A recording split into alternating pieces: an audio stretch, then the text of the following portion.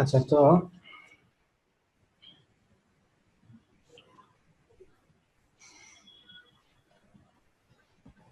আচ্ছা তো সেই ক্ষেত্রে এই বিষয়গুলো একটু খেয়াল রাখতে হবে আপনাদের, যে কিভাবে যদি আপনি কোনো কারণে দেখেন যে একদম সিম্পলটা যদি না হয়, সেক্ষেত্রে আপনাদের এখান থেকে কার্যকলাপটা সারতে হবে, আর কিছু চেঞ্জ করা যাবে না। আর যদি না হয় একদম, তাহলে নাই হবে। সেক্ষেত্রে আপনার কাজগুলো শেষ করে আপনি একটা সামারি রিপোর্ট দিবেন আপনার বায়ারকে, যে আমি এই জায়গাগুলোতে কাজ করতে গিয়ে আমার এই প্রবলেম সৃষ্টি হয়েছে। তো তোমার আমি এই ফল্টগুলো, এটা একটা কিন্তু ফল্ট, এটা আপনার একটা নোট করবেন যে আমি এই পেজে এই ধরনের একটা কাজ করতে গিয়ে আমি আমার ট্রিটমেন্ট আমি দিতে পারি নাই, বিকজ অফ তোমার যে ডেভেলপার, সে ডেভেলপার এখানে তার একটা ক্যারেক্টার বা একটা কোডিংটা তার প্রপার কোডিং ছিল না। সেই রকমের একটা অ্যাসাইনমেন্ট আপনি দিতে পারবেন। আসলে প্রপার কোডিং বলা যায় না, এটাকে বলা যাবে যে তাকে বলো সিম্পল কোডিং দেওয়ার জন্য। এখানে সে যে স্টাইল ইউজ করছে বা সিএসএস ইউজ করছে, সেই সিএসএস টাকে চেঞ্জ করে দেওয়ার জন্য। আর এগুলো একটু অ্যাডভান্স লেভেলের, এগুলো হচ্ছে থার্ড স্টেপের কাজ। এসইও মানে অন পেজ এসইও থার্ড স্টেপের কাজ। তো যদি আপনি কোনো কারণে ফার্স্ট স্টেপ আপনার কার্যকারিতা আপনি কম পান, রেজাল্ট কম পান, যে আপনি ফার্স্ট স্টেপ করলেন, কিওয়ার্ড ডেসক্রিপশন, তারপরে টাইটেল, মেটা ট্যাগ, এগুলো যখন শেষ করলেন, তারপরে যদি আপনার সাইট কোনো কারণে দেখেন যে কাঙ্ক্ষিত ফলাফল না পান, তখন আপনি এইচ ওয়ান ট্যাগে যাবেন, বোল্ডে যাবেন, ক্যারেক্টার্সে যাবেন, ইটালিক ফন্টে যাবেন। এই সবগুলো তখন আপনাদেরকে আস্তে আস্তে হাত দিতে হবে। তো আমার যে দায়িত্ববোধ কর্তব্য থেকে আমি আপনাদেরকে বলে যাচ্ছি, বাট প্র্যাকটিস করাটা কিভাবে করবেন বা কিভাবে করা যায়, সেটা একান্তই আপনাদের নিজেদের একটা ব্যাপার। আর এটা কতটা সহজে বা কত প্র্যাকটিস করে আপনারা নিজেরা নিজেদের ভিতরে আয়ত্তে নিতে পারেন, সেটা হচ্ছে আপনাদের নিজেদের প্রচেষ্টা আর কি। এখানে তার আমার কিছু করার নেই। তো এই রকমের নর্মালি ইন জেনারেলি অন্য টিচাররা কেউ আপনাদের লাইভ এরকমের কোনো ওয়েবসাইট থেকে আপনাদেরকে দেখাবে না, সবাই দেখাবে ডেমো দিয়ে। বাট আমি কিন্তু আপনাদের লাইভ দিয়েই দেখাচ্ছি, এই কারণে যাতে আপনাদের একদম রিয়েলিটিটা আপনারা বুঝেন, সেই কারণেই। কারণ এটা আপনারা দেখছেন যেটা রানিং ওয়েবসাইট, এবং আমি একদম পাশে লাইভ ওয়েবসাইট ওপেন করেই আমি আপনাদেরকে প্র্যাকটিস করে দেখাচ্ছি। এরপরেও যদি আর কোনো এক্সপেকটেশন আপনাদের কাছে থাকে, তাহলে সেই এক্সপেকটেশন আমি ফুলফিল করতে পারবো না, সেটার জন্য হয়তো আপনাদের অন্য কোনো টিচারকে খুঁজতে হবে। আচ্ছা তো এই হলো ব্যাপার। তো এখানে আমার আর একটা কাজ বাকি আছে ইম্পর্টেন্স, সেটা করে আমি আজকে শেষ করে দিব। সেটা হলো যে ইমেজ অপটিমাইজেশন নিয়ে আমি একটা কথা বলছিলাম, যে ইমেজ অপটিমাইজেশনটা কি আসলে। তো ইমেজ অপটিমাইজেশনটা হলো যে এই যে ওয়েবসাইটের ভিতরে, এই পেজটার ভিতরে এই যে ব্যক্তির ইউজ করা হয়েছে, তার একটা পিকচার ইউজ করা হয়েছে, সেই পিকচারটাও কিন্তু একটা নাম আছে। হ্যাঁ, তো কেউ যদি এখন গুগলে সার্চ দেয় লেট এমডি সিরাজউদ্দিন আহমেদ, তাহলে তার এই ওয়েবসাইটটাই শো করার কথা, লিঙ্কটা, যদি এটা ইমেজ অপটিমাইজ করা থাকতো বা থাকে, বা গুগলের সার্ভারে বা গুগলের ডেটাবেসে এটা স্টোর করা থাকতো। সেই ইমেজ অপটিমাইজেশন গুলো কিভাবে করতে হয়, ইমেজ অপটিমাইজেশন করার জন্য আপনারা এই ফাইলসে গিয়ে দেখবেন যে একটা ফোল্ডার থাকবে, ইন্ডিভিজুয়ালি আলাদা, হয় মিডিয়া নামে থাকবে অথবা ইমেজ নামে থাকবে। হ্যাঁ, দুটো এরকম থাকবে। এই যে যেমন এই যে মিডিয়া নামেও একটা ফোল্ডার আছে, আবার আপনার ইমেজ নামেও একটা ফোল্ডার আছে। মিডিয়াটা হলো যে মূলত কোনো পিডিএফ টিডিএফ যেগুলো আছে, ওয়ার্ড ফাইল, এক্সেল, পিডিএফ, এগুলো মিডিয়ার মধ্যে আছে।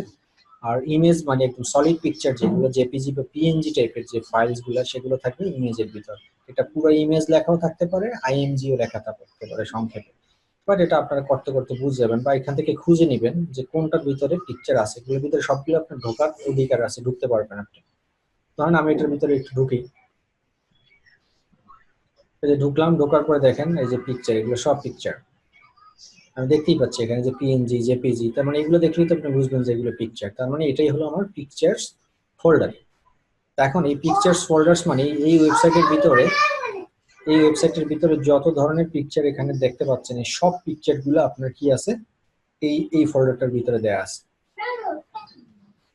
এখন খেয়াল করেন, আমি যদি দেখি, ধরেন আমি এই পিকচারটাই যদি একটু আমি দেখতে চাই, যেটা নাম এটা দেওয়া আছে, দেখুন মাস্টার কোট পিএনজি, যে মাস্টার কোট পিএনজি। এই মাস্টার কোড পিএনজিটা দেখেন এখানে আছে, আপনারা যে কন্ট্রোল এফ এ যান, আমরা ওই জন্য এই যে দেখেন,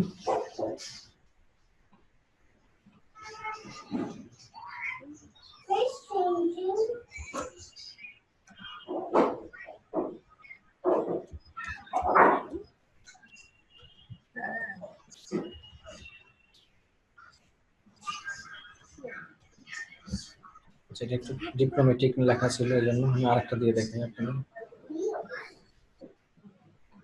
প্রোডাক্টসের ভিতরে একটা দেখাই।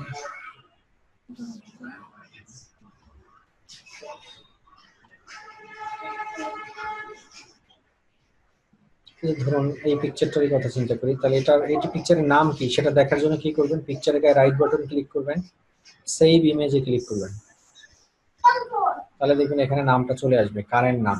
তার মানে কি, master dash code dot dash new dot PNG. তাহলে এটা আমরা কপি করি, এখান থেকে কপি করে আপনি আপনার এই পিকচার ফোল্ডারে আসবেন, ইমেজ ফোল্ডারে এসে কন্ট্রোল এফ,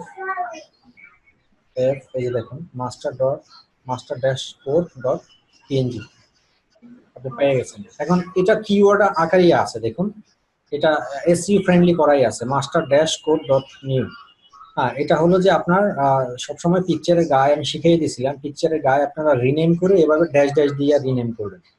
হ্যাঁ, এটা আমি প্রথম ক্লাসে আপনাদের যখন আপনাদের পিকচার দিয়ে আমি একটা পরীক্ষা চালাইছিলাম, কার পিকচার গুগল চিনে কার পিকচার চিনে না, সেটা তখন master dash code dash new dot PNG, যে আমি এটা কিন্তু একটা এসইও ফ্রেন্ডলি ভাবে এটাকে সেট করা আছে। যদি ধরেন এটা এসইও ফ্রেন্ডলি ভাবে সেট করা না থাকতো, যদি এভাবে থাকতো মাস্টার কোড নিউ তিনটা একলগে থাকতো, মানে একসাথে থাকতো তিনটা, তখন আপনাকে কিন্তু এখানে কাজ করতে হতো। কি কাজ? তখন আপনাকে এই পিকচারটা এখান থেকে আপনাকে আগে ডাউনলোড করতে হতো। এই যে দেখুন ডাউনলোড অপশন আছে, এটাকে আমি আগে তখন কি করতাম, এরকম ডাউনলোড করে নিতাম। এই যে ডাউনলোড হয়ে গেছে, দেখেন ডাউনলোড হয়েছে। এখন কোনখানে ডাউনলোড হয়েছে সে ফোল্ডারে যাই আমি, এই যে ডাউনলোড হয়ে গেছে, দেখেন ওই পিকচারটাই। কিন্তু এখন আমি এখানে কি করব, সেক্ষেত্রে রিনেম করব, রিনেম কইরা আমি যদি চাই যে নিউটা রাখবো না, সেক্ষেত্রে নিউটা কি করলাম, চেঞ্জ করে দিলাম, চেঞ্জ করে এটাকে সেভ হয়ে গেল।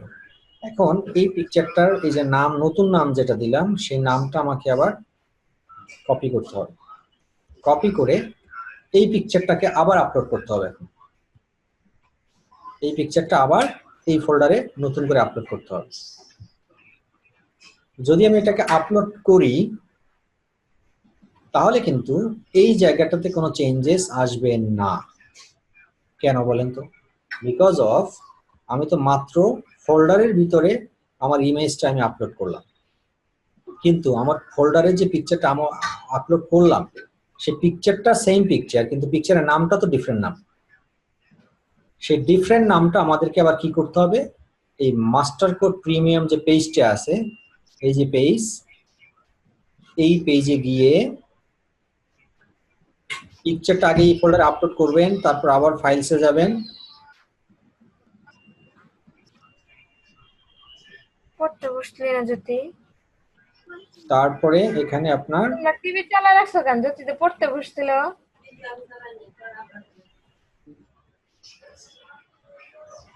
তারপরে আপনার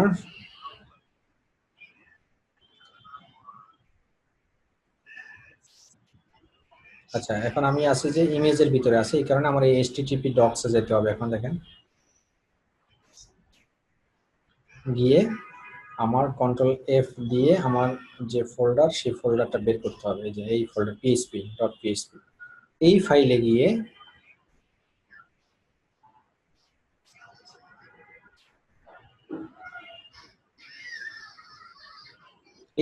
গিয়ে আমার এই পিকচারের নাম কি ছিল, এই নামটা দিয়ে সার্চ করে বের করতে হবে তার নাম কোন জায়গায় পেস্ট করা আছে। একটু ডিপ্লোম্যাটিক,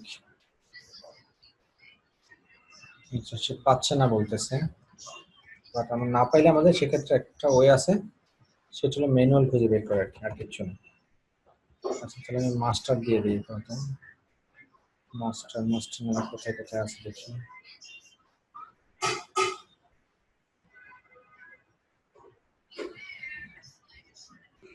এভাবে পাচ্ছে না, তাহলে ম্যানুয়াল আমরা এখন বুঝবো যে এই নামটা কোথায় আছে।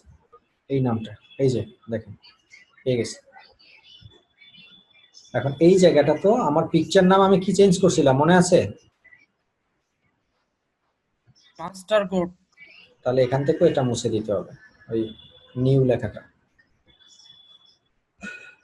ক্লিয়ার? জি স্যার। তারপরে নিচে গিয়ে অ্যাপ্লাই, তাহলেই আপনার পিকচারটা এই যে জায়গায় ছিল সে জায়গায় তো থাকবেই এবং নামটাও চেঞ্জ হয়ে যাবে। এটাই হলো ইমেজ অপটিমাইজেশন। এই হলো প্রসিডিউর। এই তো আজকে এতটুকুই। স্যার ওই ইমেজ স্যার আপনি কি অপটিমাইজেশনে ইমেজটা আপলোড করছেন স্যার? ইমেজটা না, ইমেজ আপলোড করি নাই, এই কারণেই তো আমি সেভ দিই নাই, নাহলে সেভ দিতাম। আচ্ছা স্যার, ইমেজ অপটিমাইজেশনে ইমেজের যে নামটা ওইটা ওই জায়গায় আমরা তো একটা কিওয়ার্ডও বসিয়ে দিতে পারি। তাই তো বুঝাইলাম, আমি তো নাম দিতে কেউ বসাইতে পারবেন বলেই তো এই জিনিসটা দেখাইলাম, নাহলে তো এটা দেখানোর কোনো যুক্তিকতা ছিল না। স্যার শর্ট টেল কিওয়ার্ডগুলো দিলে কেমন হয় স্যার? হ্যাঁ, শর্ট টেল কিওয়ার্ডগুলো দিলে কেমন হয়? ছোট বাট ইফেক্টিভ। দেন দিবেন তো, দিতে পারবেন তো, এই জন্যই তো এই ইমেজ অপটিমাইজেশন বলতে একটা জিনিস আছে, নাহলে তো এটা থাকতো না। এই অপরচুনিটি আছে বলেই তো আমি এটা দেখালাম এত কষ্ট করে। আচ্ছা ভাই, আমাদের কি ওয়ার্ডপ্রেসে মানে এরকম কি দেখানো হবে কিভাবে মানে কন্টেন্ট সাবমিট করে বা এই ইমেজ কিভাবে হ্যাঁ, দেখানো হবে তো। আচ্ছা স্যার, আমরা কি স্যার এই এডিটরটা কি আপনার স্যার? হুম এই এডিটর যেটাতে এডিট করতেছেন, হুম হ্যাঁ, এটা কি আপনার নিজস্ব তাই না? কি এই যে যে এখানে এডিট করতেছেন যেটা মানে সাবমিট করলেন বা ইয়ে কিছু, ওয়েবসাইট? হুম। আরে ভাই সারাদিন পর আপনি কি বললেন এটা? আচ্ছা এটা তো ছাড়েন না, এটা তো স্যার কাজ করতেছে লেট পেন্ডিং। ওয়েবসাইট আমার না, ওয়েবসাইট তো ইলিকুইন্টের, আমি করছি আর কি। আপনারই করা জি স্যার।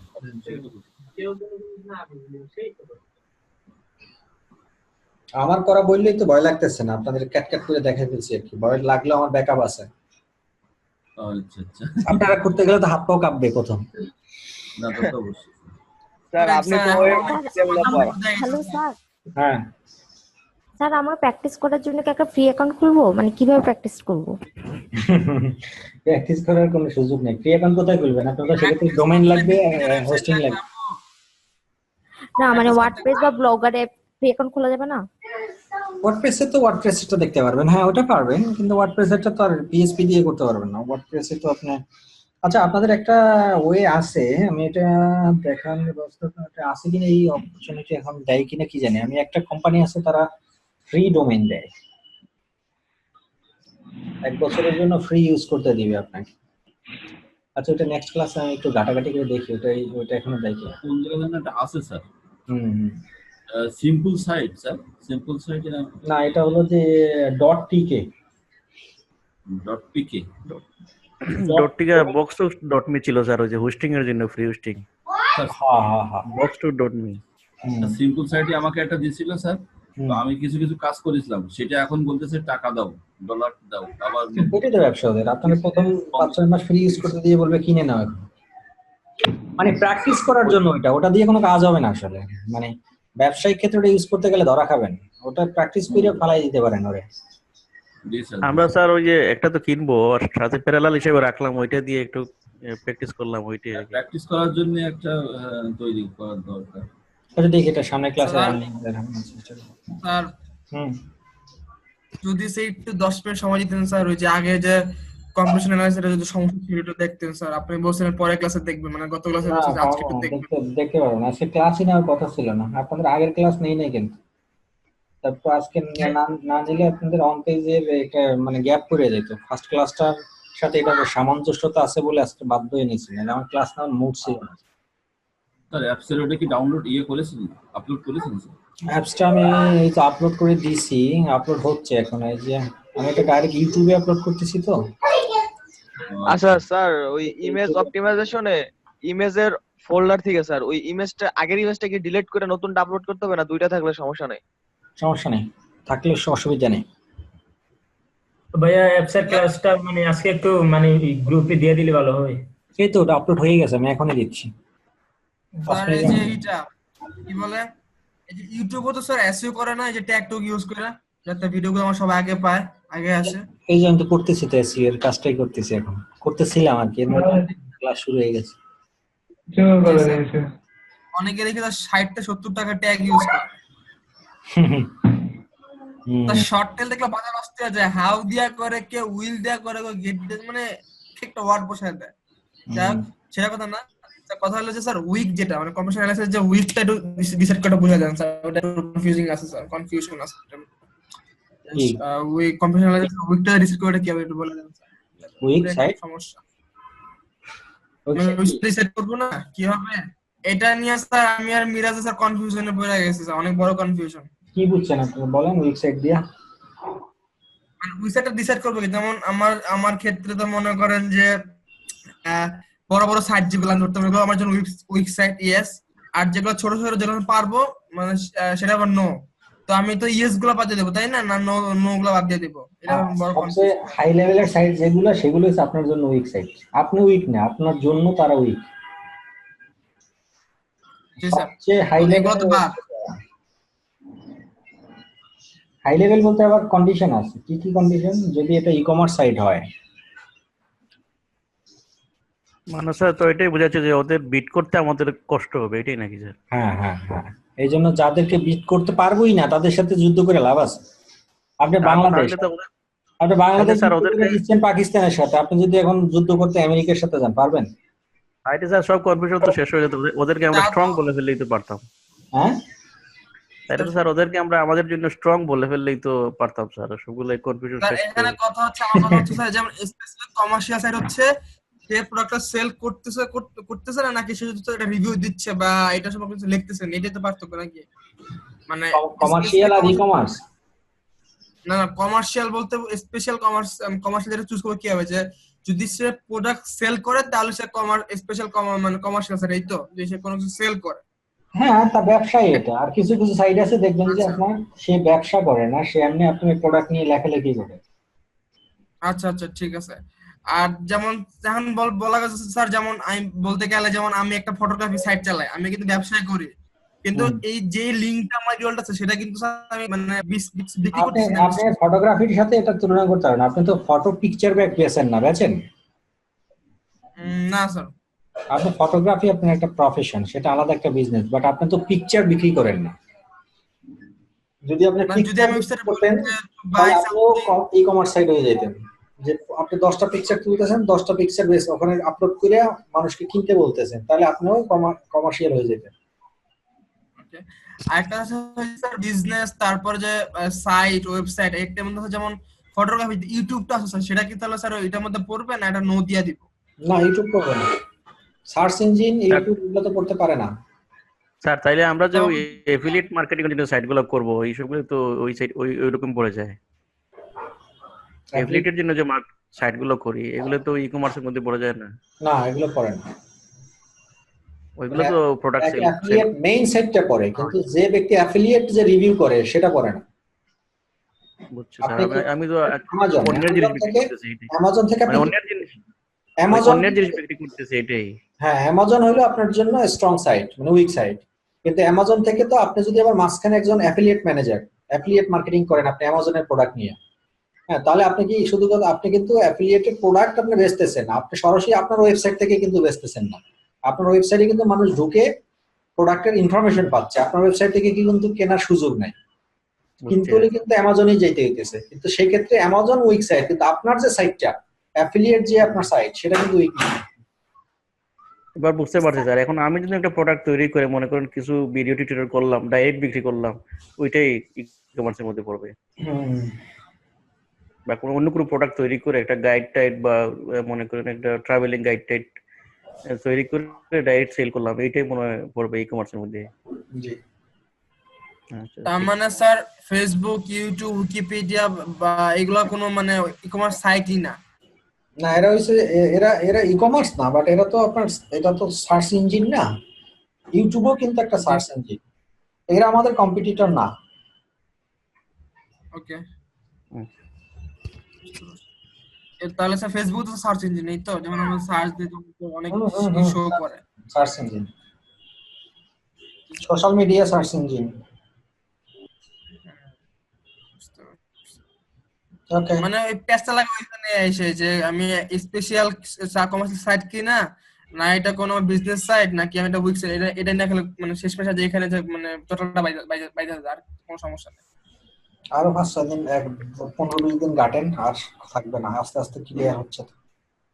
আর জি স্যার। কিওয়ার্ড রিসার্চ আর আমাজন কিওয়ার্ড রিসার্চ কি দুটো সেম কথা? হুম, কিওয়ার্ড রিসার্চ আর আমাজন কিওয়ার্ড রিসার্চ দুটোকে একই টেকনিক অ্যাপ্লাই করতে হয়? টেকনিক একই, কনসেপ্ট একটু ভিন্ন আছে। সেটা হলো যে ওটা হলো নিশ নিশ কিওয়ার্ড রিসার্চ, আর আমরা যেটা কিওয়ার্ড রিসার্চ করতেছি এটা হলো যে আমাদের র্যাঙ্কিং কিওয়ার্ড। একটা হলো যে নিশ কিওয়ার্ড আর একটা র্যাঙ্কিং কিওয়ার্ড। নিশ কিওয়ার্ড হলো যে স্পেসিফিক একটা প্রোডাক্ট নিয়ে আপনার কিওয়ার্ড রিসার্চ করা, আর আমরা যেটা করতেছি সেটা একটা প্রোডাক্ট না, কিন্তু প্রোডাক্ট রিলেভেন্ট উইথ কিওয়ার্ডস। আর আপনি যেটা অ্যামাজনে মানে আমরা এটা স্পেসিফিক ইন্ডিভিজুয়াল একটা কিওয়ার্ড প্রোডাক্ট। করতেছি তো স্যার, হ্যাঁ, মানে আমরা ইন্ডিভিজুয়াল কিওয়ার্ডের রিসার্চ করতেছি কম্পিটিশনটা, এই তো। জি, এখানে অনেকগুলো রিলেভেন্ট কিওয়ার্ড আসতেছে, আর অ্যামাজনেরটা হলো যে স্পেসিফিক একটাই প্রোডাক্ট, ঘুরে ফিরে ওই প্রোডাক্টের নামই আসবে।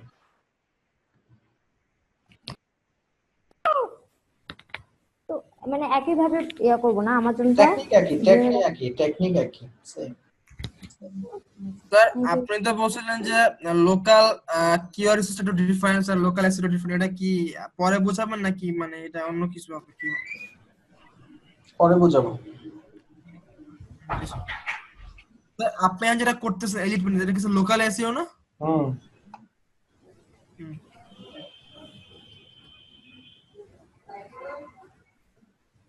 ওকে, গুড নাইট। জি স্যার, আল্লাহ হাফেজ।